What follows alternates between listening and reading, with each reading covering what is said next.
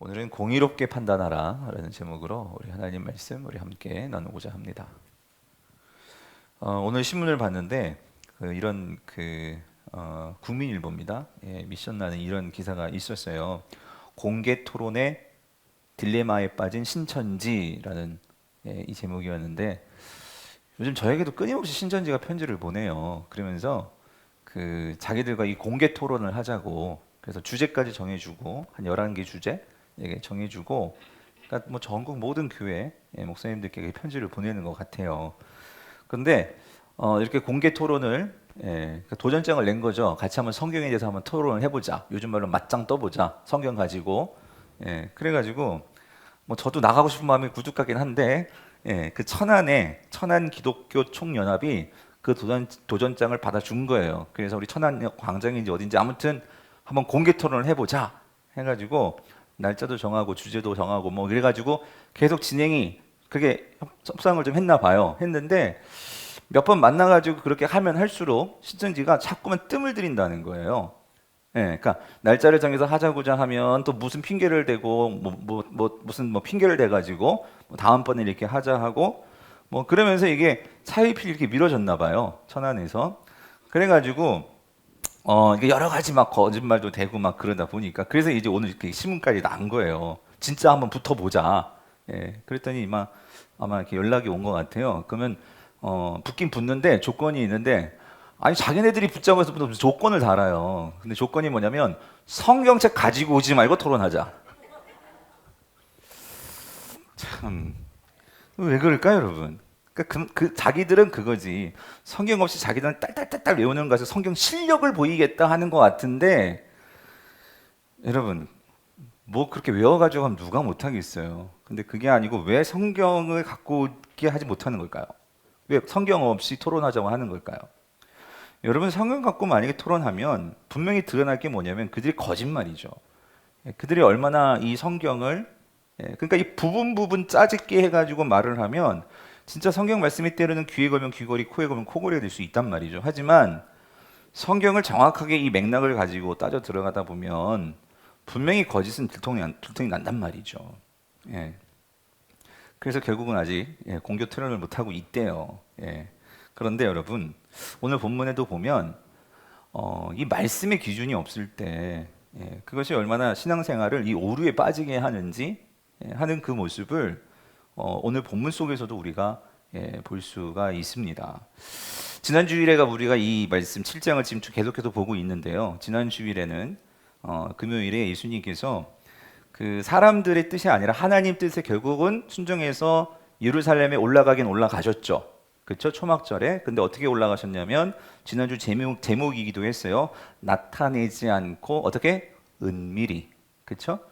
나타내지 않고 은밀히 예루살렘에 올라가던 그 내용을 우리가 지난 주일에 봤어요. 근데 예수님이 왜 그렇게 은밀하게 올라가셨냐면, 일단 예수님께서 올라가시는 이유는 성경을 응하게 하시기 위해서, 즉 성경을 성취하시기 위해서예요. 뭐냐면 그 말세에 그리스도가 오면 성전에서 하나님 말씀을 어떻게 해야 돼요? 가르쳐야 돼요. 여러분 기억나세요? 이사야 말씀 2장에 나왔던 그 말씀을 성취하기 위해서 가신 거예요. 근데 왜 나타내지 않고 은밀히? 아직 죽을 때는 아니죠. 그렇죠? 근데 여러분 지금 예루살렘에 누가 있죠? 예수님을 잡아 죽이려는 종교 지도자들이 있단 말이에요. 그래서 예수님은 나타내지 않고 은밀히 올라가셨단 말이죠. 자, 그렇게 올라갔는데 예루살렘의 종교 지도자들은요, 그러니까 왜 자꾸 이렇게 예수님을 잡아 죽이려고 하느냐? 오늘 이 종교 지도자들은 결국 예수님이 하시는 말씀에 대해서 딴지를 거는 거죠. 그러니까 무슨 말이냐면, 정말 그 예수님이 하시려고 하시는 말씀이 성경과 어떤 관계에서라기보다는 자신들이 가지고 있는 어떤 전통 속에서 그들이 알고 있는 그런 지식적인 말씀, 다시 말하면 이런 아까 말했던 신천지와 같이 그들이 말씀을 잘 아는 것 같이 그렇게 떠들어대요. 이야기를 해요. 하지만 정말 그 말씀이 하나님과의 관계에서 구약과 신약의 그런, 신약에 오신 예수 그리스도를 말하는 이 구약과의 관계에서 말씀을 생각하는 것이 아니고, 그들이 오랫동안 가지고 왔던 이 전통이란 거, 율법에 대한 전통, 그리고 그들이 가지고 놓은 어떤 논리, 이런 것을 가지고 예수님을 생각을 하니까 그들은 예수님을 이해하지 못하는 이런 맹점들, 이런 모순들이 생기면서 예수님을 죽이려고 하는 것이 지금 오늘 본문의 상황입니다. 그래서 예수님께서 뭐라고 말씀하시냐면 그런 지금 종교 지도자들이 지금 사람들을 보내서 예수님을 잡으려고 했어요. 그래서 그들이 이제 예수님께 나와서 또 논쟁을 하고 이야기를 하는데 그 가운데 지난주에 결론과 같이 주셨던 예수님의 이 촌철살인과 같은 말씀이 뭐였냐면 그게 오늘 24절이었죠. 뭐라고 말씀하시냐면 이렇게 말씀하시죠. 자, 외모로 판단하지 말고 뭐예요? 공의롭게 판단하라라고 말씀하시는 거예요. 자, 여러분, 이거 참 중요한 말씀인데, 즉 이 말씀은 종교 지도자들에게 하는 말씀이에요. 뭐라고 말씀하시냐면, 그러니까 자기가 한 말이 너희들의 어떤 그런 그룹에서 너희들이 만들어낸 어떤 그런 논리 그게 아니고, 너 개인이 종교 지도자들 당신들 말이 정말 하나님 말씀에 비추어서 그것이 정당한지를 판단해 보라는 거예요. 그러니까 신천지가 어떤 논리를 가지고 막 계속해서 자기들이 맞다고 얘기를 하는데 진짜 하나님의 말씀이 맞는지 진짜 말씀을 갖다 놓고 다시 한번 보자, 이런 맥락이라고 할 수 있다라는 거죠. 자, 그래서 여러분 여기서요, 외모로 판단하지 말고 공의롭게 판단하라. 여러분 이 말씀이 사실은 이 구약적인 그 배경을 가지고 있는 말씀인데, 특별히 하나님 나라 백성은 이 땅에서 우리가 어떻게 생각하고 어떻게 하나님이 다스림을 받고 그 다스림을 가지고 살아야 하는지를 예수님이 압축적으로 말씀해 주시고 있는 말씀이 24절이에요. 그게 뭐냐면 이거죠. 공의롭게 뭐라고? 판단하라. 공의롭게 판단하라. 근데 여러분 여기서요, 우리가 공의롭게 판단하라 이거 먼저 살펴보기 전에, 우리가 공의롭게 판단하기 전에 우리를 자꾸만 방해하는 것들이 있어요. 그게 뭐냐면 지금 종교자 지도자들이 빠져 있는 거예요. 빠져 있는 그들의 사고와 그들의 행동에 빠져 있는 그 근본 이유가 뭐냐면 그들은 뭐로 판단한다고요? 뭐로? 외모로. 외모로 판단한다는 거예요. 자, 여러분 여기서 외모가 뭐겠어요? 여러분 이게 뭐냐면은요, 그러니까 외적인 조건들입니다. 뭐 쉽게 말하면 오늘 본문에도 계속 그 얘기가 나와요. 너 출신이 어디냐는 거죠. 그러니까 네가 어디서 말씀을 배웠냐는 거죠. 학벌이 뭐냐는 거죠. 그리고 너의 배경이 뭐냐는 거예요. 그리고 너희가 어디서 이런 하나님 말씀을 가지고 들었냐 하는 이런 외적인 조건들이 있잖아요. 그런 것들 뿐만 아니라 여기서 외모라는 것은 이런 것도죠. 그러니까 지금 종교 지도자들은 자기들끼리 어떤 네트워킹이 되어 있어요. 그러니까 이 외모라는 것은 여기서 이런 것도 해당되는 거예요. 뭐냐면 나와 가깝고 내 생각에 동조하고 내 생각과 맞는 사람들, 그런 것들을 가지고 판단을 하는 거예요. 내 생각이 좀 다를지라도 내가 여기서 빠져나오면 나는 뭔가 잘못되는 게 아닐까? 사실 그게 아직 니고데모예요. 니고데모는 우리 봤죠? 그 밤중에 예수님께 나와서 자기가 생각해볼 때 뭔가 예수님은 다른 것 같은데 아직까지도 분명히 결단을 못해요. 왜 그러냐면 아직 그 외모라는 조건을 완전히 내려놓지를 못하는 거죠. 이런 외모요. 외모. 어떤 그런 그 한 조직의 어떤 그런 공통된 생각에서 그것을 따라갈 수밖에 없는, 왜? 그 조직이 지금 힘 있는 조직이니까. 이런 부분들이요. 또 다른 걸 말하면 이런 거죠. 오늘 이 외모가 뭘까? 이 외모는 다시 말하면 어떤 이 세상적인 어떤 그런 내가 받은 어떤 혜택들, 그런 것들을 가지고 우리가 판단한단 말이죠. 다시 정확하게 말하면 여러분 이 외모는요, 본질적인 게 아닌 거예요. 사실 이것은 비본질적인 것들이죠. 그런데 지금 이 종교 지도자들은 그것을 가지고 지금 예수님을 판단하는 거예요. 그들은 지금 율법을 가지고 예수님을 판단한다고 하지만 그들은 율법이 말하고 있는 그 율법의 본질이 뭐냐고요. 하나님의 마음, 하나님께서 이 율법을 주신 근본 그 동기, 하나님의 마음에는 관심이 없고 이 율법을 통해서 그들은 어떤 기득권이라는 것을 쟁취했어요. 남들보다 더 율법을 잘 알고 있고, 그리고 율법을 가지고 쪼개가지고 오히려 그 율법을 알고 있으니까 남들을 정죄할 수 있고, 그리고 사람들을 그것을 오히려 율법을 지키는지 안 지키는지 가지고 구분하면서 내가 어떤 힘을 왜 정죄할 수 있으니까, 그런 판단의 기준이 외모였단 말이죠. 자, 근데 예수님은 뭐라고 말씀하시냐면 그게 아니고 너희들이 어떻게 판단해야 되냐면, 자, 뭐로 판단하래요? 공의롭게 뭐하라? 판단하라라고 그랬어요. 자, 여러분 여기서 오늘 정말 여러분이 잘 기억해 놓으세요.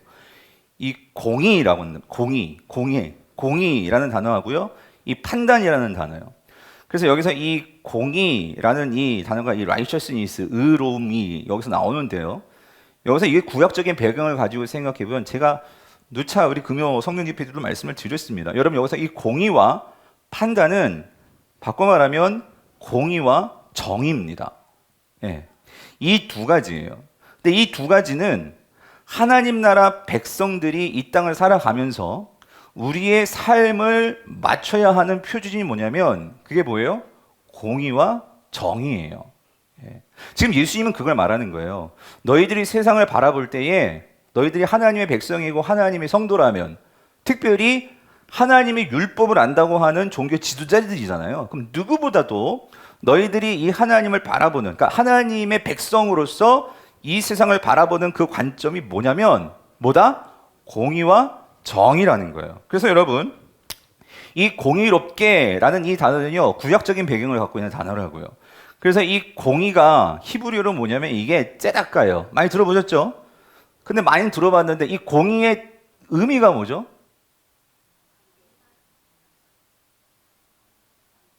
네. 잘 말씀하셨어요. 여러분 적어도 우리 이제 강북 우리 성도는 만약에 제가 둘이 어떤 교수님이나 누가 와가지고 공의가 뭡니까 물어볼 때 여러분들이 자신 있게 대답하세요. 여러분 세상은 공의가 뭡니까 하면 사실 공의가 어려워요. 예. 그러니까 공의 하면은 뭔가 이렇게 뭐 어떤 공의가 뭐예요? 근데 뭐라고 생각이 드세요? 예? 그러니까 이거 봐요. 그러니까 뭔가 머릿속에 있는데 안 나오죠. 예? 이게 참 공의라는 개념이 이렇게 어려운 개념이에요. 근데 여러분 성경적인 개념에 성경의 의의 개념은 뭐다? 관계입니다. 관계예요. 그러니까 여러분 성경에서 왜 의인이라고 하냐면 의인 착한 일 많이 해서가 의인이 아닙니다, 여러분. 예? 내가 어떤 착한 행동을 한다고 그게 의인이 아니고 성경이 말하는 의인은요 누구와 관계가 있기 때문일까요? 하나님과의 관계가 있기 때문이라는 거예요. 아무리 착한 일을 많이 해도 하나님과의 관계가 없으면 그 사람은 의인이 아닙니다. 예. 하나님과의 관계가 온전히 서야지만 그가 의인이라는 거예요. 그렇다면 성경이 말하는 공의는 뭐냐면요. 즉 하나님과 내가 어떤 관계를 맺고 있냐는 거예요. 그래서 오늘 하나님과 나의 관계에서 이 관계로부터 모든 관계가 다 출발하는 거죠. 하나님 관계로부터 시작해서 우리가 그때 우리 풍성한 샘물을 초대받죠. 하나님과의 관계로부터 이것이 온전한 관계가 되면 나 자신과의 관계, 이웃과의 관계, 세상과의 관계, 그리고 이 자연 만물과의 관계가 달라지는 거예요. 무슨 말인지 이해되시죠? 즉 하나님께서 오늘 나와 하나님과의 관계에서 우리를 여겨주셨어요. 하나님은 우리를 어떻게 해요? 긍휼히 여겨주셨어요. 아멘이십니까? 예. 우리가 죄인임에도 불구하고 하나님은 우리를 어떻게 여겨주셨냐면 하나님은 우리를 죄인이라고 내치시는 게 아니고 하나님은 우리를 긍휼히 여겨주시는데 그 긍휼이 아유 안 됐다 이게 아니고 하나님은 우리를 긍휼히 여겨주시는데 어떻게 긍휼히 여겨주셨어요? 우리 자신 편, 우리의 입장에서 우리를 생각해 주셨다는 거예요. 무슨 말이냐면 하나님은 인간이 되어 주셨어요. 이게 지금 우리가 히브리서 묵상하고 있는 거잖아요.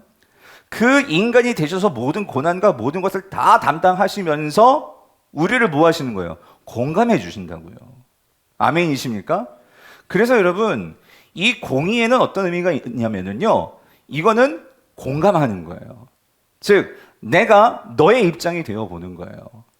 그래서 여러분 하나님과 나의 관계에서 여러분 내가 너의 입장이 되어서 생각해보고 그 사람을 이해해주고 품어주고 이게 뭐냐면 이게 공의예요. 그래서 이걸 다른 말로 말하면 이게 뭡니까? 사랑이죠. 사랑입니다. 사랑은 내가 너의 입장이 되어 보는 거예요. 그래서 너의 입장에서 모든 것을 생각하고 너를 품어주고 나를 뭐예요? 그래서 사랑하는 거. 이게 공의란 말이죠. 그래서 여러분 하나님과의 나의 관계에서는 먼저 보세요. 하나님과의 나의 관계에서 하나님께서 이 공의를 보여주셨단 말이에요. 이 사랑을 보여주셨단 말이에요.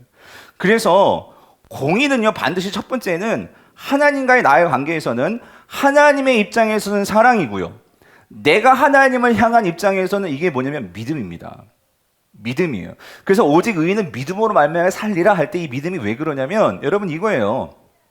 오직 의인은 믿음으로 산다. 그리고 이신칭 의잖아요. 의롭다. 믿음으로써 의롭다 함을 받는다 그러잖아요. 즉 우리가 하나님을 향해서 갖는 이 공의에 대한 우리의 반응은 뭐다? 믿음이라는 거예요. 나는 부족하고 연약하지만 하나님께서 나를 뭐 하셨어? 받아주셨어. 사랑해 주셨어. 이것을 신뢰해야지만 우리는 어떻게 해요? 새롭게 살 수가 있어요. 이게 없으면 사단은 우리를 끊임없이 뭐 하죠? 정죄합니다. 정죄해요. 그럼 우리는 계속해서 넘어지는 거예요. 그렇지만 하나님은 난 죄인이에요. 나는 정말 구제불능이죠. 그런데 하나님이 나를 뭐 해주셨어요? 받아주셨단 말이에요. 공감해 주신단 말이에요. 나와 함께 해주신단 말이에요. 임마누엘 하나님이란 말이에요. 이게 얼마나 감사하냐고. 그러니까 우리는 다시 일어날 수 있다는 거죠. 할렐루야. 그래서 믿음이에요, 공의는. 그런데 이 믿음을 가지고 하나님을 바라보면, 그래서 여러분 우리의 공의에 있어서 중요한 건 이겁니다. 하나님과의 관계를 했잖아요. 율법에서도 이게 작용하는 거예요. 뭐냐면 유대인들, 특별히 이 종교 지도자의 문제는 그들도 율법을 가졌어요. 근데 그들이 율법을 바라보고 율법을 지키는 그 핵심은 뭐냐면요, 공의가 아니었어요. 내가 그 율법을 지키는 거였어요. 내가 그 율법을 지킴으로 인해서 정당한 대가를 받는 거예요.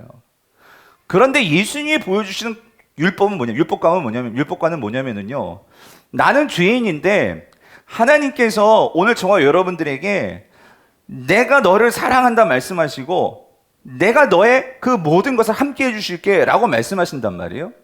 그래서 나는 도저히 율법을 다 지킬 수도 없고요, 나는 이 율법을 가지고 의롭게 될 수도 없어요. 하지만 하나님께서 나를 그렇게 여겨주시고 나를 어떻게 해요? 함께 해주신다고 하시고 그렇게 말씀하기 때문에 나는 부족하지만 그 하나님을 믿고 나는 율법을 어떻게 하는 거예요? 순종하는 거예요. 무슨 말인지 이해되세요? 이런 관계에서는 율법이 나의 어떤 의가 될 수가 없죠. 나의 업적이 될 수가 없죠. 하나님을 신뢰함으로, 여러분 뒤집어 생각하면 이렇게 할 수 있는 거예요. 여러분이 우리가 항상 넘어지는 게 이거예요. 목사님 원수를 어떻게 사랑해요? 이렇게 미워 죽겠는데 내가 어떻게 원수를, 근데 율법은 원수를 사랑하래요. 여러분 거기서 난 사랑할 수 없어요. 그거 자체가 지금 이 유대인들, 종교 지도자들이 갖고 있는 율법관을 바라보는 거예요. 당연하죠. 내가 어떻게 내 힘으로 그 율법을 그걸 지켜냅니까? 그런데 하나님께서 우리를, 내가 부족한데도 불구하고 하나님은 나를 사랑해 주셨고 그리고 나를 믿어 주신단 말이에요. 나도 그 하나님을 믿음으로, 그래서 뭐예요? 하나님을 신뢰함으로 그 말씀에 순종하는 그 관계가 의로운 관계란 말이에요. 아멘이십니까? 그래서 이 관계가 있을 때 이 관계를 통해서 하나님과의 관계가, 여러분 그래서 공의에서는 첫 번째는 하나님과의 관계가 온전히 서야 돼요. 그 온전한 관계가 있고 하나님을 향해 신뢰할 때에 우리 안에서 나올 수 있는 게 이웃을 향한 사랑입니다. 사랑이에요. 하나님이 나를 그렇게 긍휼히 여겨주셨기 때문에 나도 형제를 바라볼 때 그 하나님의 마음으로 바라보려고 하는 거예요. 그 사람의 입장이 되어보는 거예요. 그 사람이 왜 그랬을까 생각해 보는 거예요. 근데 지금 보세요. 이 종교 지도자들은 율법의 학자들이라고 하는데 이 율법의 정신을 몰라요. 예수님께서 왜 그렇게 말씀을 하실까? 안식일에 그 병자를 고쳐주셨거든요. 그러면 왜 이 분이, 그런데 여러분 그 38년 동안이나 얽매여 있던 그 자가 자유함을 얻고 안식일날, 그래서 그가 새 생명을 얻었는데, 그런데 주님은 뭐라고 말씀하시냐면 내가 그 안식일에 안식을 준 거다라고 말씀을 하시는데, 하나님이 일하셨기 때문에 나도 일하는 거다 말씀을 하시는데, 그렇다면 오늘 이 종교 지도자들은 예수님을 죽이려고 할 게 아니고, 그렇죠? 내 기준과 다르다고 해서 지금 뭐 하려고 하는 거예요? 죽이려고 하는 거예요. 근데 그게 아니고, 그러면 정말 하나님의 율법의 정신이 뭘까? 그 예수님의 입장에서 뭐 해야 돼? 생각해 봐야지. 그게 뭐예요? 진정한 율법을 주신 하나님의 목적이고 그게 공의라는 거예요, 공의. 근데 여러분, 제가 담임 목사로 참 가슴 아픈 게 뭐냐면, 이게 우리 교회를 보든지, 지금 뭐 제가 너무 존경하는 목사님의 그 뭐 분당 우리 교회를 보든지, 그 여러분 잘 아시잖아요. 그 사랑교회도 지금 난리가 나가지고 막 무슨 뭐 강남파, 서초파 뭐, 여러분 왜 그러는 걸까요? 왜 같은 성도들끼리 왜 그렇게 서로에 대해서 나를 세우고 왜 그러는 걸까요? 네? 오늘 우리 안에 이 공의가 없어요. 공의가. 공의를 우리는 이렇게 생각해요. 막 아주 칼같이 막 그냥 어떻게 막 틀린 건데 막 따지고 막 정죄하고, 여러분 그게 아니라니까요. 공의는 그 사람의 입장에서 하면 나하고 다를지라도 그 사람의 입장에서 그렇게 말할 때는 생각을 해봐야지. 예? 여러분 그게 공의란 말이에요. 공의. 정말 우리 금요일에 나온 성도님들은 기도하시는 동역자들이잖아요. 기도해 주시길 바래요. 여기서 수근수근이 아니고 제발 다르다고. 권사님 진짜 있어요. 이게 전 너무 가슴이 아파요. 웃을 일이 아니고, 이게 정말 우리가 이 문제를 언제까지 우리 교회가 그 과거의 그런 서로 다른 생각들, 이런 부분들을 가지고, 안 그래 탁권사님? 맞죠? 기도해 주셔야 되는데 참 이 부분이 우리가요 모르겠어요. 제 능력으로 안 되면 다른 더 유능한 목사님 와서 이 리더십을, 강력한 리더십을 가지고 이 교회를 바꾸셔야 되는지, 아니면 진짜 주님이 재림하셔가지고 그래가지고 당장 무슨 심판을 하셔야 될지 모르겠어요. 그런데 아직까지 안 오시는 거 보니까 저에게도 사명이 있고 우리에게 사명이 있는 것 같아요. 이게 우리가 같이 단련되고 훈련받고, 여러분 그게 그래서 주님께서 우리가 다듬어지라고 아직 재림하지 않고 있는 것은 아니실까, 그런 생각들을 해보는데, 여러분 오늘날 교회의 모든 교회들의 이 잘못된 이 무리의 문제, 이 공의가 없어졌다는 거예요. 공의가. 예? 공의가 조금 다르면 그거에 대해서 서로 정죄하고, 다르다고 해가지고 서로 원수 맺고 팔을 만들고 갈라지고, 여러분 그거는요, 이건 정말 사단이요 한 교회를 갖고 노는 거예요. 거기에 우리가 놀아나서는 안 된다는 거죠. 그렇게 되지 않도록 우리가 함께 기도할 수 있게 되기를 간절히 바랍니다. 아멘. 예? 아멘. 예. 그런데 여러분 또 기억하세요. 공의가 있지만 오늘 공의롭게 뭐 하라고? 판단하라 그랬어요. 그죠? 판단하라. 여러분 이 판단은 이게 정의와 연결이 됩니다. 이 정의는 오늘 여기에 대해 판단하라 동사가 이 샤파트인데, 이 샤파트가 재판하다, 심판하다, 판단하다 이런 뜻이 있어요. 근데 이게 명사로가 미슈파트인데, 미슈파트가 이게 정의라는 뜻이에요.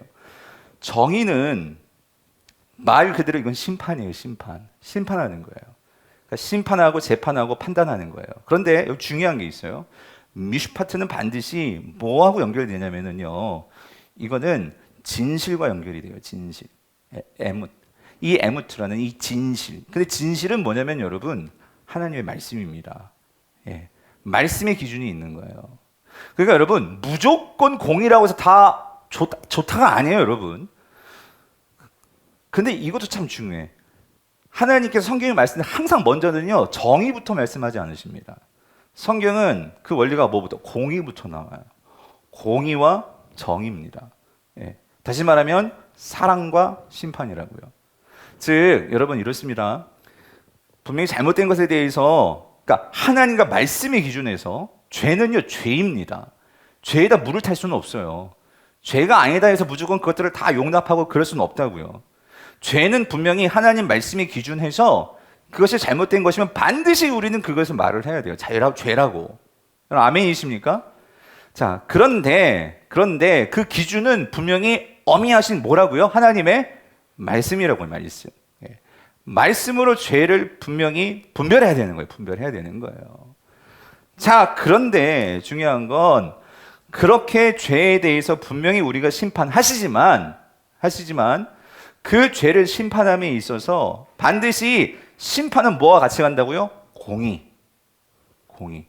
근데 오늘날 우리의 문제는 이거라니까. 공의로만 가면 너무 어떤 사람들 너무 막 이렇게 생각하는 거예요. 목사님 무조건 교회는 은혜로만입니까?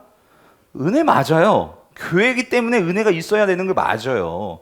예. 그런데 그러니까 또 너무 은혜 하니까 뭐 꼭 너무 우유부단한 것 같고 막 그렇게 무조건 다 덮는 것 같이 그렇게 보일 수도 있고, 또 어떤 분들은 심판 하니까 여기는요 완전히 칼과 같아요. 완전 무슨 날선 칼같이 다 잘라 그냥 가지고 무조건. 그렇게 되면 여러분 예수님도 말씀하셨죠. 눈에는 눈, 뭐죠? 하여튼 그래가지고 악에는 뭐 그 있잖아요. 예? 이에는 이, 예? 그래가지고 눈 다 빼내고 막 그냥 여러분 진짜 그렇게 되면 이게 다 병신들밖에 없을 거예요 교회에. 예? 눈으로 죄 지었으면 눈 다 뽑아내고 손으로 손 다 잘라내고. 이게 어떤 면에서 심판의 개념이라는 거예요. 그런데 오늘 하나님께서요, 여러분 잘 보세요. 이 공의와 심판이 정확하게 드러나는 곳이 어디입니까? 성경에서 하나님이 보여주시는 그게 십자가라는 거예요, 여러분. 십자가. 하나님께서 그냥 공의로만 우리의 모든 죄를 용서해 줄게 하면 피 흘림은 없습니다. 그렇지 않아요? 우리의 모든 죄를 그냥 예수님이 그냥 끝났어 해도 된단 말이에요. 근데 하나님은 그런 분이 아니시란 말이죠. 하나님은 분명히 죄에 대해서 뭐 하신다고요? 심판하신다고요. 그래서 오늘 이 문제, 공의와 이 정의의 이 딜레마를 주님은 어떻게 풀으시냐? 십자가에서 정확히 보여주셨다는 거예요. 그렇다면 여러분, 오늘 우리가 성도들로서 이 공의와 정의를 우리가 이 땅에서 구현해내는 삶을 사는 게 성도들의 모습이라는 거예요. 그래서 여러분, 신명기는 율법적으로는 이렇게 설명하셨어요. 신명기 15장 18절 19절을 읽어보면 이렇게 말씀하세요. 이게 바로 하나님 나라의 백성들의 삶을 이렇게 말씀하시는 거죠. 여기 공의와 정의가 어떻게 나오는지 보세요. 내 하나님 여호와께서 내게 주시는 각 성에서 내 지파를 따라 재판장들과 지도자들을 둘 것이요. 그들은 여기 공의로, 그죠? 백성을 어떻게 한다고요? 재판할 것이라. 그렇죠? 공의, 그들의 입장에 서서 생각해보고 말씀의 기준에서 판결하는 거죠. 예? 그래서 19절, 너는 재판을 그 판결하는 것을 어떻게 하지 말고 굽게 하지 말며. 근데 어떻게 할 때 굽어지느냐? 사람을 어떻게 하면? 외모로 보게 되면. 그러니까 그 사람이 왜 그렇게 되었을까? 그 속에 들어 그 사람을 생각하지 않고 그냥 보이는 거 그대로 그냥 정죄해 버리는 거예요. 보이는 그거대로. 나와 다르다고, 생각이 다르다고, 행동이 다르다고. 무슨 말인지 이해되시죠? 예? 또 결정적으로 우리의 마음이 이렇게 외적인 것에 흔들리는 것은 뭐예요? 뇌물입니다. 그렇죠? 그래서 뇌물을 뭐예요? 받지 말라. 뇌물은 지혜자의 눈을 어둡게 하고 의인의 말을 어떻게 해요? 굳게 하느니라. 공감하시죠? 20절, 너는 마땅히 뭐만을 따르래요? 일단 공의만을 따르라. 그러니까 이 말은 첫 번째는 나하고 하나님과의 관계를 먼저 생각해야 돼요, 여러분. 하나님과의 관계에서 내가 진짜 하나님을 신뢰하고 그 하나님의 사랑을 나는 받고 그 은혜를 받고 그래서 그 은혜를 가지고 이웃을 바라보고 내 주변을 바라봐야 된다는 거죠. 이게 공의란 말이에요. 이게 공의. 예. 이 공의만을 따르라. 그리하면 네가 어떻게 된다고? 살겠고 내 하나님 여호와께서 내게 주시는 땅을 어떻게 한다? 여러분, 성경에서 땅을 차지한다는 것은 이게 안식이죠. 평강을 누린다는 거예요. 너의 모든 관계가 평안할 거라는 거예요. 여러분, 교회 다니는데도 관계가 이렇게 힘들고 한 것은 여러분이 공의롭지 않기 때문이라는 거예요. 예? 교회 와도 얼굴 보기 싫은 사람이 있고 어디 가정에 가도 얼굴 보기 싫은 누가 있습니까, 여러분? 아무튼 예? 그게 뭐냐면 내가 뭐하지 않다고 공의롭지가 않은 거예요. 공의가 없는 거예요. 공의가. 예. 그래서 여러분, 요거는 한번 찾아봅시다. 97편을 한번 찾아보세요. 시편 97편. 예. 시편 97편을 보면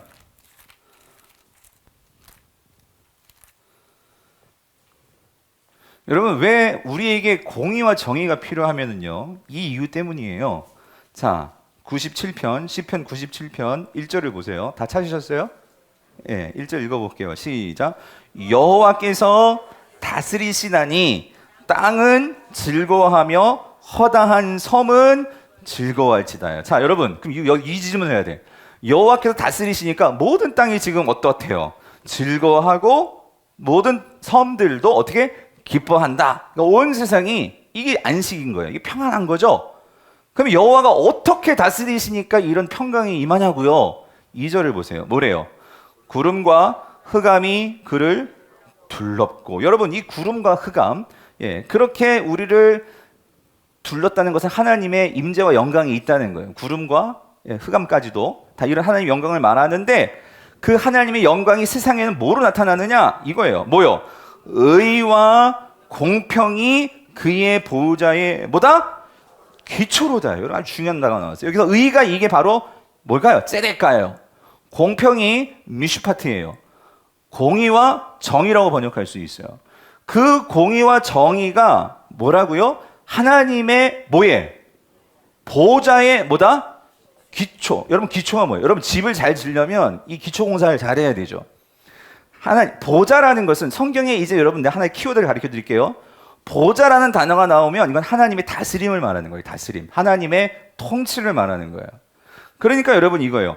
하나님의 통치가 모든 땅에 즐거움이 되고 기쁨을 줄 수 있는 것은 그 파운데이션, 기초가 어디에 있다고요? 어디에 있다? 공의와 정의에 있다는 거예요. 공의와 정의. 즉, 이 모든 관계에서, 우리의 삶의 모든 관계에서 이 기초는요, 하나님께서 이 모든 만물을 다스리시는 그 하나님의 기초의 기초, 파운데이션은 공의와 정의에 있는데, 그런데 여러분 이겁니다. 그렇다면 오늘 저와 여러분들은 뭐라고? 하나님의 백성들이라고요. 아멘이십니까? 하나님 나라에 속한 자들입니다. 아멘이십니까? 그러면 여러분 뭐가 하나님의 백성이에요? 어떻게 하는 사람들이 하나님의 백성이에요? 바울은 이거를 빌립보에서 하나님 나라의 시민이라고 했어요. 시민. 여러분, 시민이 뭐예요? 그 나라의 다스림을 받는 사람이죠. 예? 그러면 하나님의 다스림의 기초가 뭐라고요? 공의와 정의라고요. 그러면 우리가 하나님의 그 다스림을 받잖아요? 공의와 정의로 다스림을 받잖아요? 그러면 내가 하나님의 백성임을 세상에 보여줄 수 있는 그 모습은 뭘까요? 공의와 정의라는 거예요. 사랑과 정의라는 거죠. 세상 사람들이 우리 권사님, 집사님, 저와 여러분들을 보면서 아, 저 사람은 하나님 믿는 사람이다 라고 볼 수 있는 것은 그냥 성경책만 끼고 다닌다 그게 아니고요. 나의 삶에서 뭐가 나와야 돼? 공의와 정의가 나와야 된단 말이에요. 이게 어려운 게 목사님 공의 너무 추상적이죠. 아니, 우리 표집사님이 지금 그 여름이니까 에어컨 이런 이제 일을 하신단 말이에요. 그러면 우린 이걸 생각해야 돼요. 집사님이 내가 하는 이 에어컨 기술자로서 집집마을 방문하면서 그 설치를 해줘요. 예수 안 믿는 사람도 에어컨을 설치해줘요. 근데 집사님, 예수 안 믿는 사람이 설치하는 거하고 집사님 설치하고 무슨 차이가 있을까요? 그거를 고민하셔야 된다는 거예요. 웃는 게 아니라 여러분, 공의가 소비자의 입장에서, 그 사람의 입장에서, 여러분 그 사람의 입장에서 생각해 보는 거예요. 그러면 그 사람은 하루라도 빨리 와가지고 해주길 원하지 않겠어요? 예? 그리고 그 사람이라면 뭔가 깔끔하게 일이 잘 되고 이런 거 원하지 않겠어요? 예? 그러면 다른 사람도 그렇게 하겠지만 난 예수 믿는 사람으로서 그 사람의 입장에서 생각해 보는 거예요. 뿐만 아니고, 그리고 심판은요, 그러니까 이 하나님의 말씀의 기준에서 때로는 어떤 사람이 나한테 짜증낼 수도 있고 그럴 수 있단 말이에요. 그죠? 그럴 때에 하나님 말씀의 기준으로 해서 그럼 내가 어떻게 해? 그래서 여러분, 하나님의 말씀의 기준으로 해서 하나님은 심판하시지만 또 하나님은 구원도 하신단 말이에요. 그렇죠? 그랬을 때에 우리가 정말로 이 세상에 대해서, 근데 여러분 이럴 수 있잖아요. 그러니까 어떤 사람은 말도 안 되는 걸 갖고 막 그냥 화를 내다거나 뭐 갑질하는 그런 거 있잖아요. 자기가 이제 뭐 소비자고 자기가 이제 뭐 일단 입장에서, 그러니까 거기에 대해서 분명히 잘못된 것이 있을 때는 우리가 거기에 대해서 잘못된 것을 말할 수 있어야 되는데, 물론 거긴 지혜가 필요하겠죠. 그러니까 이 부분에서 여러분, 우리는 성도들은 그걸 고민하면서 세상 속에서 살아가는 거예요. 내가 학생을 가르치는 선생님입니까? 내가 장사를 하는 사람들입니까? 내가 애를 키우는 주부입니까?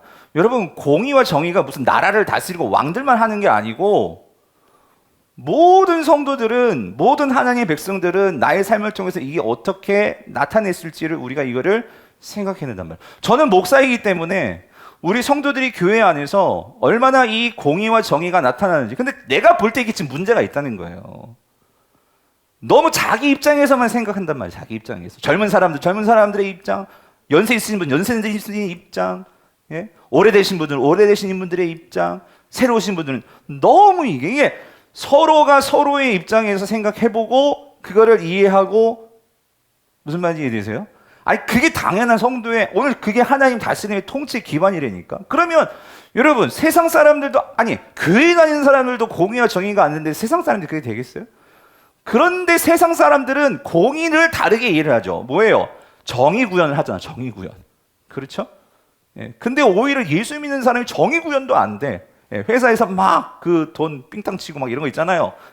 막 그런 거 있잖아요, 여러분.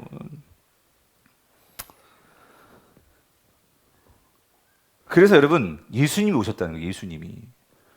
예수님이 이 땅에 오셔서 뭘 보여주시냐면 어떻게 공의와 정의로 이 땅을 살아가야 하는지를 보여주신 분이 누구라고요? 예수님이라고요. 여러분 보세요.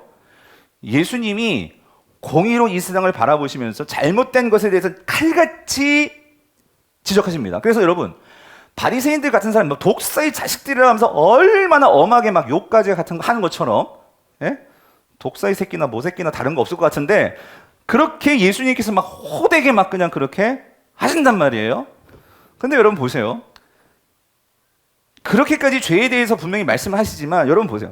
우리가 삭개오나 여러 가지 그 죄인들을 바라볼 때에 분명히 그 죄에 대해서 주님께서 그렇게 지적하실 때 거기에 가슴을 찢고 회개하는 사람들에 대해서는 어떻게 하십니까? 죄에 대해서 지적했지만 죄에 대해서 심판을 하실 정도로 그렇게 엄하게 말씀하시지만 거기에 대해서 정말 자복하고 회개하며 주님께 나온 사람들 어떻게 하십니까? 뭘 보여주세요? 공의를 보여주신다고. 무슨 말인지 이해되세요? 그런데 주님도 보세요. 근데 끝까지 공의가 통하지 않는 사람들이 있어요. 그게 누구일까요? 이 바리새인들, 대제사장들. 끝까지 마음을 돌이키지 않습니다. 예? 그래서 주님은요, 우리에게 용서를 말씀하시는 거예요. 용서를. 그러니까 여러분, 아니 그렇게 나의 원수들도 용서하라고 하는데 아니 왜 교회 안에서 왜 용서가 안 되냐고요, 여러분. 예? 그렇다고 여러분의 집을 막 그냥 거덜낸 것도 아니고, 예? 그렇잖아요. 여러분 막 칼 들고 다니면서 협박하는 것도 아니고. 근데 교회에서 서로 인사 안 받아줬다고 그거 가지고 막 또 교회에서 서로 왜 좀 인사도 하고 좀 받아주고 좀 이렇게 해야지. 무슨 철천지 원수를 맺었다고 서로 눈 다 피해 다니고. 다 그렇다는 게 아니고 여러분, 그런 예를 드는 거예요, 여러분. 예? 이게 참 교회냐고 여러분. 솔직히 내 창피해서 말을 못 하겠어요, 여러분. 예. 그래서 예수 그리스도가 이 땅에 오셔서 참된 공의와 정의가 어떻게 구현되는지를 보여주시는 거예요. 여러분, 그래서 이사야서를 보세요. 이사야 11장 3절 4절. 자, 같이 읽어볼게요. 이거 같이 읽어봅시다. 시작. 그가 여호와를 경외함으로 즐거움을 삼을 것이며 이거 보세요. 그의 눈에 보이는 대로 어떻게 해요? 근데 우리는 맨날 눈에 보이는 대로 막 정죄하잖아. 아니, 어떻게 그럴 수 있어? 막 저럴 수 있어? 그러면서 눈에 보이는, 만약에 우리가 그랬으면 우리 다 진짜 눈깔 다 빠지고 손 다 잘라지고 심판하신다면. 근데 뭐라고요? 눈에 보이는 대로 그렇게 하지 아니하시고, 그렇죠? 예.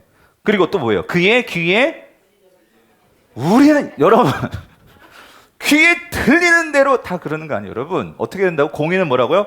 그렇게 들릴지라도 왜 그랬을까? 예? 무슨 이유가 있을까를 생각해야 돼. 우리는 그냥 귀에 들리는 대로 그냥 바로 그냥 원수가 돼 버리고. 근데 주님은 그렇게 하지 아니하시고, 자, 4절 보세요. 4절. 어떻게 해요?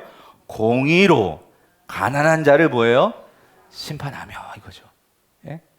여기서 심판하니까 가난한 자를, 그래서 개역 개정은 이렇게 번역을 했어. 세번역은 공의로 가난한 자를 판단하며 그랬어요. 예. 그러니까 세상은 외모로 판단하니까 가난한 사람을 무시한다고. 근데 예수님은 그렇지 아니하고 그들을 공의로 그들의 입장에서 생각해 보신다고. 그리고 여기요, 정직으로 그랬죠. 이게 이제 미슈파트와 연결되는 거죠. 정직으로. 아까 진실은 미슈파트와 연결된다. 정직으로 세상의 겸손한 자를 어떻게 해요? 판단한다. 여기서 겸손하다라는 의미는 어떤 의미가 있냐면 억울한 자들. 세상은 겸손한 자들 막 학대하고 무시한단 말이에요.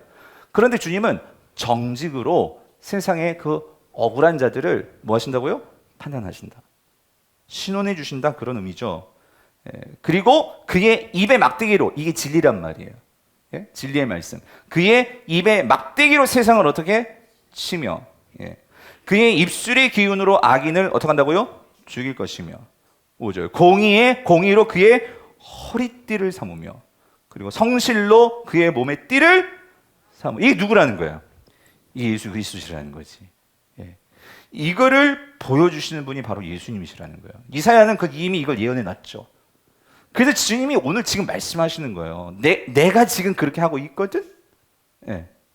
그래서 오늘 말씀에서 어떻게 하라고? 외모로 판단하지 말고 공의와 뭐예요? 정의로 뭐 하라고? 판단하라. 그러니까 공의로 판단하라. 주님께서 말씀하신단 말이죠. 사랑하는 성도님들, 우리 교회 안에서 이 공의가 넘쳐날 수 있기를 간절히 바랍니다. 적어도 오늘 이 말씀을 들으신 우리 금요일에 나오신 성도님들이라면 정말로 이 공의로 긍휼히 여길 줄 알고, 그리고 서로 상대방의 입장에서 배려할 줄 알고, 그런 하나님 나라 시민들 되시기를 바랍니다. 자, 이렇게 주님께서 말씀을 하시니까 사람들의 반응이 어땠을까? 오늘 25절 보세요. 25절 보니까 반응은 이래요. 신통치가 않았어. 자, 25절 보니까 예루살렘 사람 중에서 어떤 사람이 말하되 이는 그들은 종교 지도자들이 죽이고자 하는 그 사람이 아니냐. 그러니까 말하는 걸 보니까 그러니까 무슨 말이냐면 예루살렘의 주민들이었는데 예전에 예수님을 보지는 못했던 것 같아요. 그러니까 성전에서 막 성전 청결하고 이런 사건들이 있었잖아요. 근데 말하는 투를 보니까 이 사람이 그 종교 지도자들이 죽이려고 하는 바로 이 사람이구나 생각을 했던 거죠. 그렇죠? 그래서 26절 보라 드러나게 말하되, 이 사람 막 자신 있게 막 말하잖아요. 보라 드러나게 말하되 그들이 아무 말도 아니하는도다. 당국자들은 이 사람을 참으로 그리스도인 줄 알았는가 하면서 비꼬면서 얘기하는 거예요. 뭐냐면 아니 그렇게 죽인다고 하니 이렇게 막 그냥 자기 마음대로 이렇게 말하는 30대 청년이란 말이에요. 그러니까 내 생각과 다른데 아니 지금 성전에서 이렇게 함부로 말하는 이 사람을 왜 그냥 놔두지? 빨리 잡아가지? 이 종교 지도자들이 만약 이 사람을 그리스도라고 생각하고 있는 거 아니야? 하면서 말을 막 하는 거야. 여러분 내 생각 막 다르다고 우리는 말을 막 함부로 하죠. 네? 지금 이들이 예수님을 보고 그렇게 막 조롱하고 말들을 막 만들어내는 거예요. 근데 이렇게 말하는 이유가 뭐냐면 27절 보세요. 27절. 그러나 우리는 뭐래요? 이 사람이 뭐예요? 어디서 왔는지 아노라. 예. 이 사람이 그리스도께서 근데 오실 때에는 뭐래요?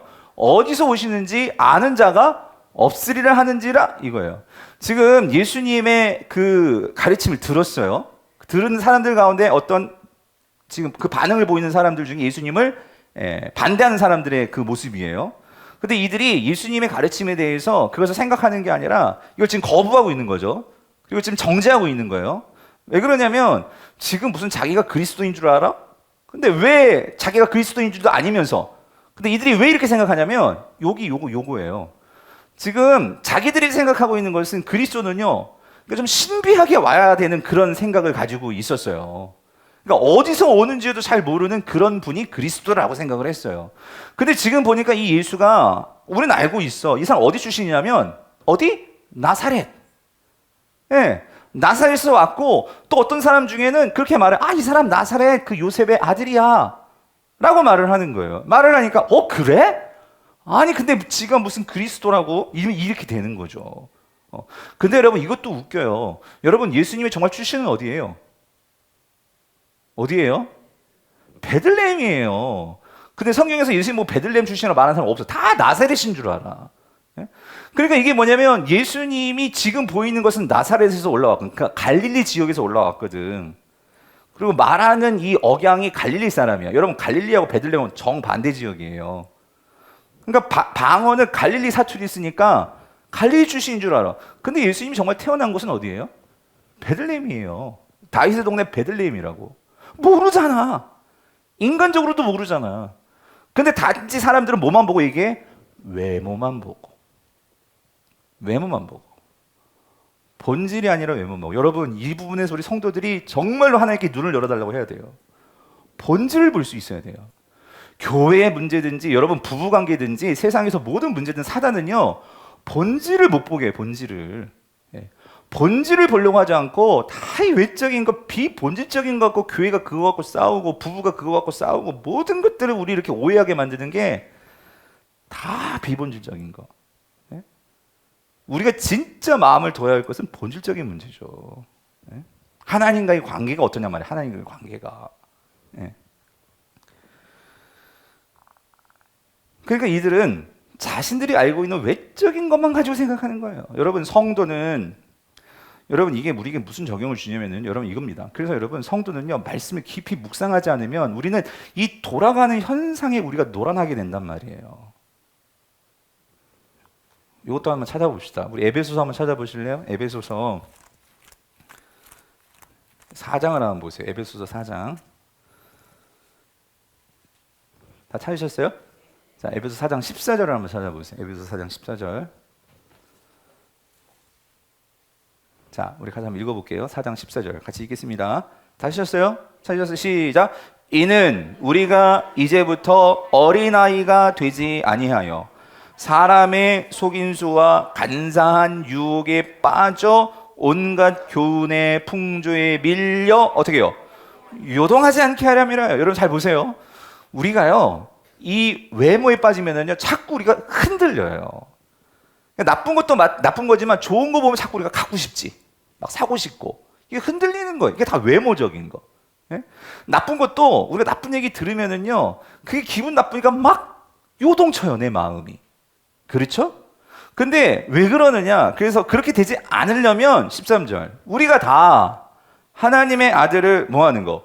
믿는 것과 아는 일에 어떻게 된다고? 하나가 되어서 온전한 사람을 이루어 그리스도의 장성한 분량에 충만한 데까지 어떻게 돼야 돼? 이르러야 우리가 세상에 흔들리지 않는단 말이에요. 그래서 여러분, 우리가 요동치지 않으려면요, 여러분이 이러한 외모에 끌리지 않으려면요, 외형적인 것에 끌리지 않으려면요, 내 속 깊은 곳에 이 예수 그리스도가 굳건하게 자리 잡고 있어야 되는데, 그러기 위해서는 여러분이 평소에 예수를 깊이 생각하라, 히브리서가 말하잖아요. 예? 이 훈련이 있어야 된단 말이에요. 이 훈련이. 이게 없으니까 조금만 뭐라고 하면 막 바람에 나는 겨와 같도다. 시편 1편. 바람에 나는 겨와 같도다. 묵상하지 않으니까.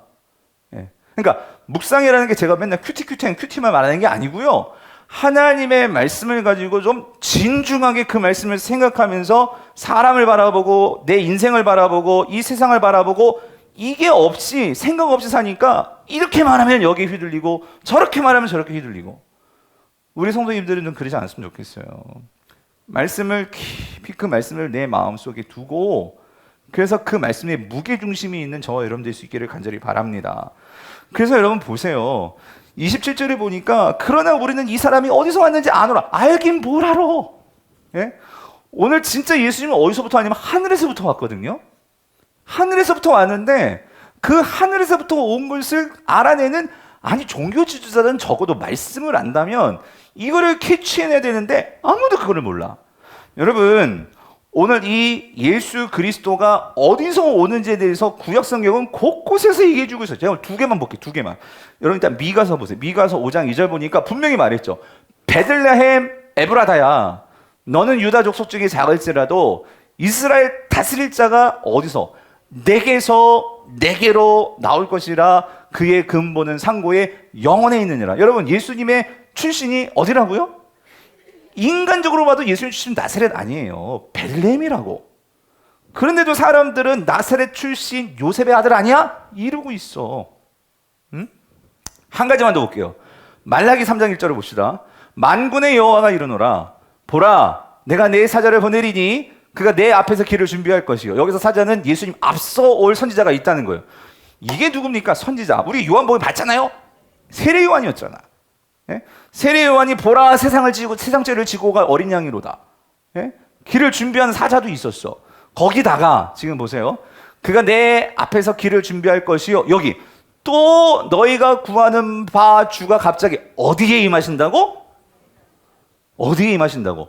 성전에 임하시리니. 그러니까 예수님께서 성전 청결도 하고, 그 지금 성전에서 뭐 하고 있어? 하나님의 말씀을 가르쳐 주고 있잖아. 자기들도 알아. 아, 지금까지 들어봤던 권위 있는 말씀과는 다르네? 자기들도 알았어. 그러면은 이런 말씀을 가지고 생각을 했었어야지. 이분이 누구일까? 근데 그렇게 생각하는 사람들이 있어요? 없어요. 왜? 말씀을 가지고 생각해보는 이런 훈련들이 안 돼 있지. 오늘 말로 적용을 하면은.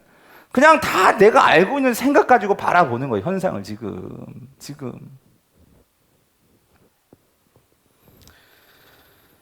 그래서 여러분, 제가 왕정하고 누차 말씀드리는 게, 저하고 전도사님이 구약 1도학교를 해서 여러분이 하라는 말이 아니고, 올해 우리가 성경으로 돌아다가 그냥 하는 얘기가 아니고, 여러분이 성경을 제대로 아셔야 된단 말이에요. 제가 지난주에 2건을 들었어요. 첫 번째 한 건은 벌써 우리 교회 신천지가 들어왔더라고. 와가지고, 그게 꼭 신천지가 단정은 짓지 못하겠지만, 와가지고 어떤 성도를 계속 성경 공부하자고, 그래가지고 그 집사님이 가셨대. 가보셨는데 여러분, 이게 다른 거예요. 그 집사님은요, 말씀을 훈련 받으신 분이에요. 가니까 딱 분별이 되는 거예요. 이게 낌새가 지금 다른 걸 가지고 계속 말을 하니까 뭔가 이상하다.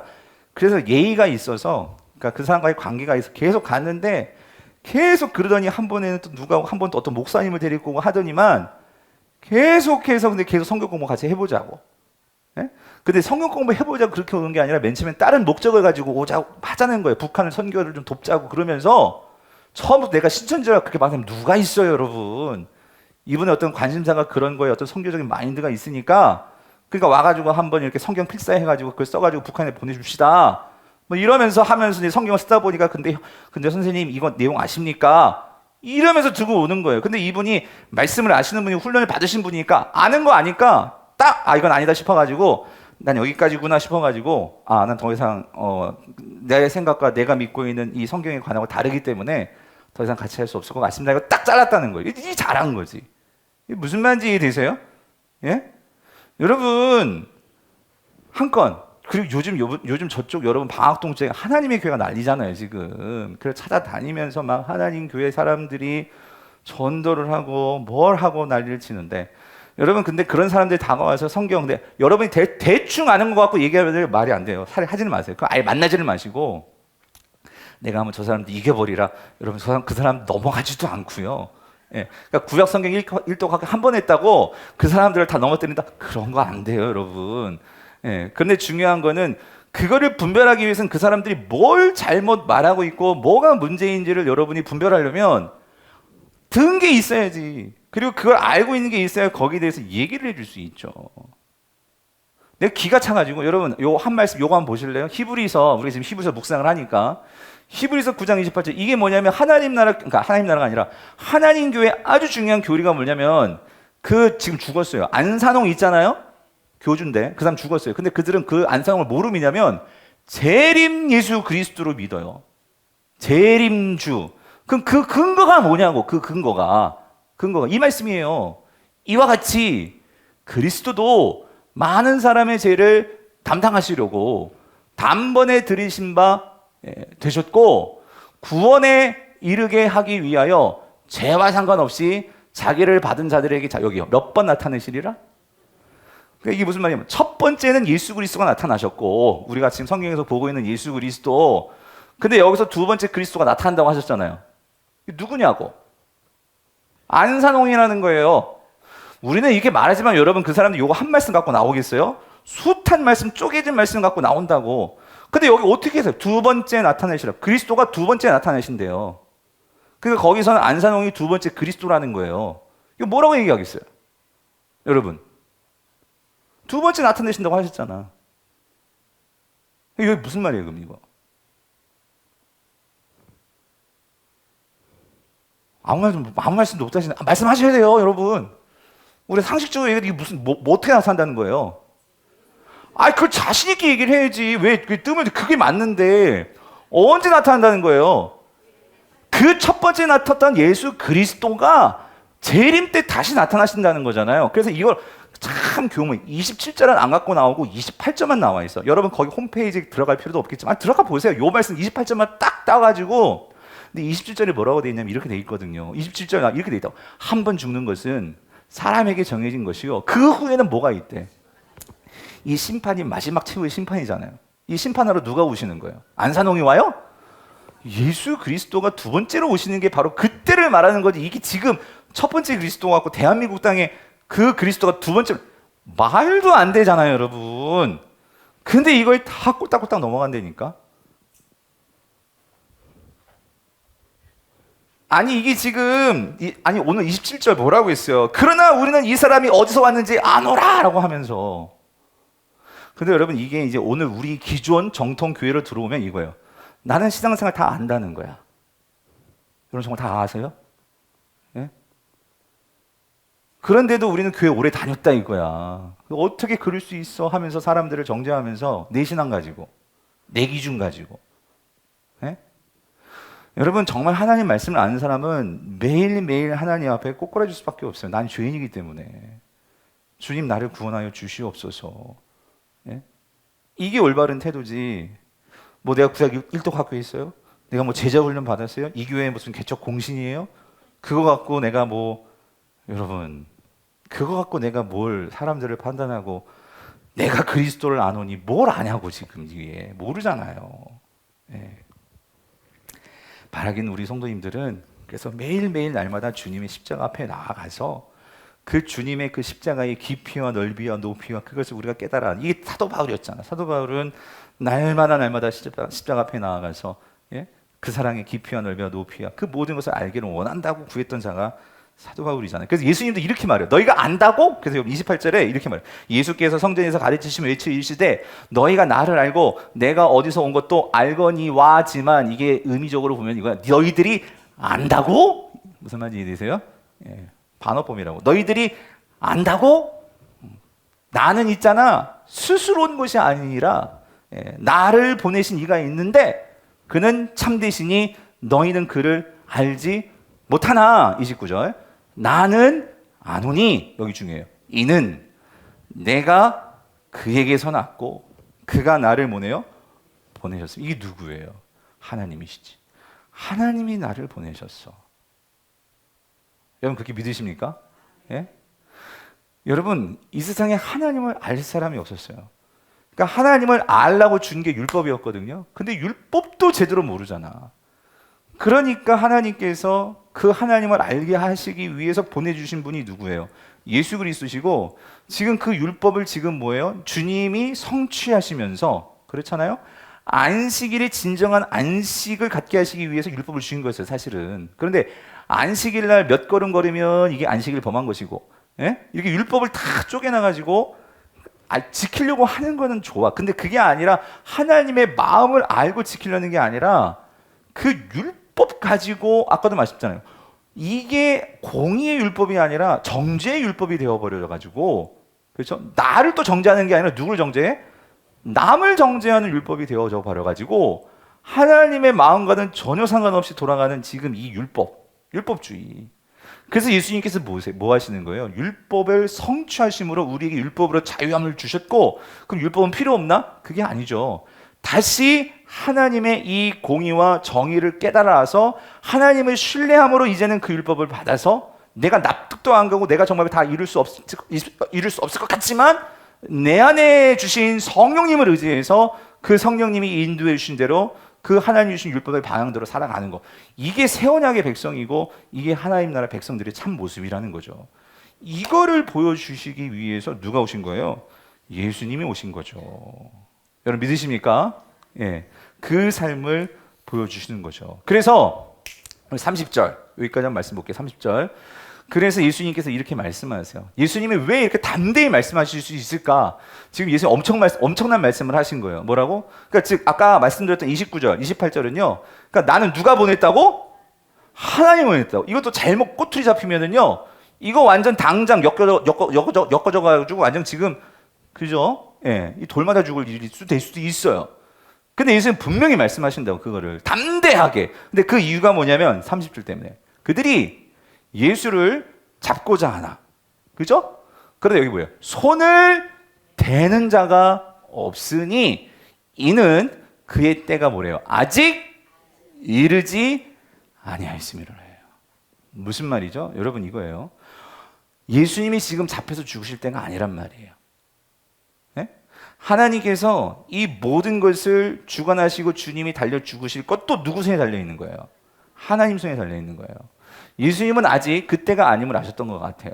그리고 하나님이 만약에 잡혀 죽어도 하나님께서 이끌으셔서 이 모든 일이 되게 하실 것을 믿기 때문에 주님은 담대하게 이 상황에서 정말로 전하셔야 할 말씀을 전하셨고, 그리고 이 상황 속에서 사람들에게 때문에 그들의 외모를 보고 요동치지 않으시는 거예요. 사랑하는 성도님들, 예수님은 전적으로 이 전능하신 하나님의 주권을 믿으면서, 그래서 지금 예루살렘도 올라가신 거고, 지금 성전에서, 왜냐하면 말씀은 그 그리스도가 성전에 나타나야 되고 성전에서 가르쳐야 된다고 주님 분명히 말씀하셨어요. 보셨죠, 여러분들? 그래서 이 확신이 있기 때문에 지금은 아직 죽을 때가 아니라는 것을 주님은 확신할 수 있었어요. 사랑하는 성도님들, 오늘 우리가 무슨 확신을 가지고 살아가냐고, 세상을 살아갈 때. 하나님의 말씀이 있고 없고가 이런 차이를 만드는 거예요. 하나님의 말씀에 확신이 있는 사람은 오늘 이 상황 속에서 하나님의 때에 나를 움직이시는 거지 세상의 때가 나를 어떻게 좌지우지할 수 없는 거예요. 여러분 믿으십니까? 이거를 믿을 때에 여러분 성도는요 고난을 두려워하지 않는 거예요. 고난은 힘들죠. 고난은 정말로 감당하기 어려운 문제예요. 그런데 중요한 건 뭐냐면 그 고난이 나를 죽일 수는 없어요. 그 고난이라 할지라도 이것이 하나님 손에 있음을 믿는 성도라면 그렇기 때문에 그 고난 당했을 때 절망하고 낭망하는 것이 아니라 하나님께 나온다는 거예요. 하나님께 나와서 하나님께 그 의미를 묻는다는 거죠.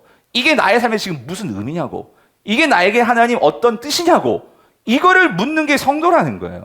그래서 성도는요 원망 불평하는 자가 아니라 성도는요 하나님께 질문하는 자가 성도예요. 하나님께 질문한다는 것은요 정확한 의미, 따지고 원망하는 게 아니고요. 하나님께 질문한다는 것은요 두렵기 때문에 그런 것도 아니고요. 하나님께 질문한다는 것은요 내가 그 하나님 뜻에 순종하기 위해서 질문하는 거예요. 여러분 그 질문이 뭡니까? 성도들이 하나님 나라에서 기도하는 게 질문이고요. 오늘 내가 정말로 매일매일 삶에서 하나님 말씀을 펴고 묵상하는 게 뭐예요? 그게 질문이라는 거예요. 그렇게 할 때 성도들에게 주어지는 게 뭡니까? 성도들에게 주어지는 것은 하나님에 대한 신뢰가 주어진다는 거예요. 그래서 여러분 다윗이 뭐라고 고백을 합니까? 그 고통 중에 고난 가운데 그래서 이렇게 외치잖아요. 시편 3편 4절 6절 내가 나의 목소리로 여호와께 뭐예요? 부르짖으니. 이게 뭐예요? 하나님께 질문하는 거죠. 하나님 나의 이 고민, 나의 이 고난 무슨 의미입니까? 그런데 그의 성산에서 주님께서 응답하시는데 이게 들리니까 5절 내가 누워 자고 깨었으니 여호와께서 나를 붙드심이로다. 천만인이 나를 에워싸 친친다 할지라도 나는 두려워하지 아니하리이다. 성도님들 이게 성도들의 모습이 되어야 된다는 거예요. 오늘 예수님은 하나님의 때를 믿고 그 하나님의 손을 믿는 자가 되었을 때에 사람들이 지금 예수님 편 아무도 없었어요. 그런데 그걸 뭐예요? 두려워하지 않는다는 거지. 바라기는 우리 모든 성도님들 삶 속에서 그래서 우리가 하나님 편에 서면 돼요. 공의와 정의로 내가 정말로 그 삶을 살아내시고 그리고 그 하나님의 때가 분명히 있음을 믿고 그리고 그 하나님 때에 하나님 앞에 질문하며 하나님의 그 인도하심을 받고 그렇게 살게 된다면 오늘 우리도 하나님의 백성이시잖아요. 아멘이십니까? 예수님도 하나님 나라의 왕이셨다면 우리는 그의 백성이잖아요. 우리를 그냥 놔주시겠어요? 반드시 인도해 줄 줄 믿습니다. 그 주님 따라가시는 저와 여러분들 되시기를 간절히 바랍니다.